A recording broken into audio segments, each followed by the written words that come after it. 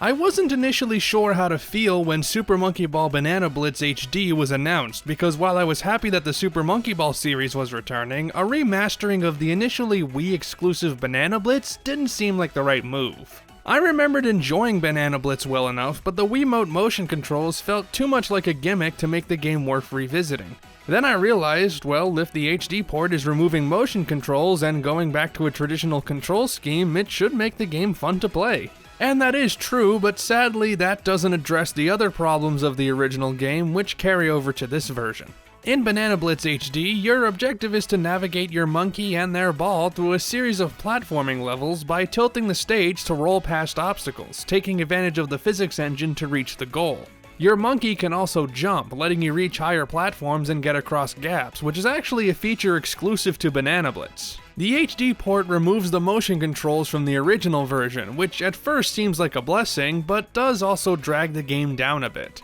It's true that using a traditional controller feels much better, and I definitely prefer them over rotating a Wiimote around, but the motion controls were, for better or worse, part of the original's charm. Even if you didn't like using the Wiimote, you can't deny that it was a unique control scheme for the series. Without it, what makes this game stand out from the other Monkey Ball games? It isn't the level design, which is decent overall, but is sometimes uninspired and/or aggravating. I find that the levels tend to fluctuate in terms of both enjoyment and difficulty, making the game feel very uneven. When the game has the right mix of challenge and levels that aren't completely broken by the ability to jump, it's a lot of fun, but often the level design introduces difficulty spikes that feel artificial. Banana Blitz isn't a super hard game, but even without the motion controls, many levels are downright annoying.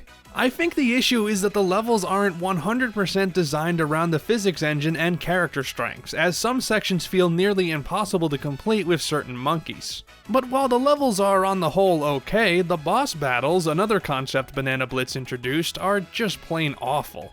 Super Monkey Ball's gameplay just doesn't lend itself to boss fights, especially when the camera is this uncooperative.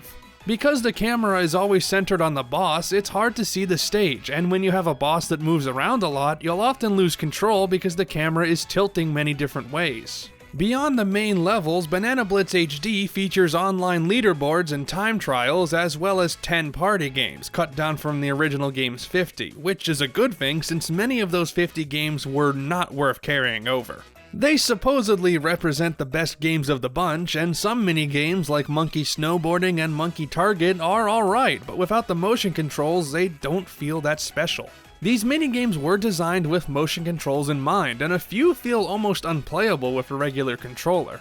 I will say that Banana Blitz HD looks great, with the game's original graphics polished up nicely and the art style holding up surprisingly well, but the soundtrack is odd. Sega removed a lot of the game's original soundtrack due to licensing issues, which is understandable, but their choices for replacing the music are confusing.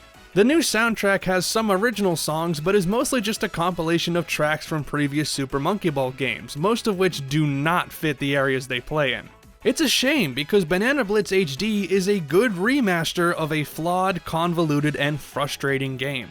The remaster does have some nice graphical updates, and being able to use a controller is objectively better, and this is the definitive version of the game, but when the base game's design is sometimes unintuitive or straight up bad, it isn't worth the investment, especially at $30 or $40 US.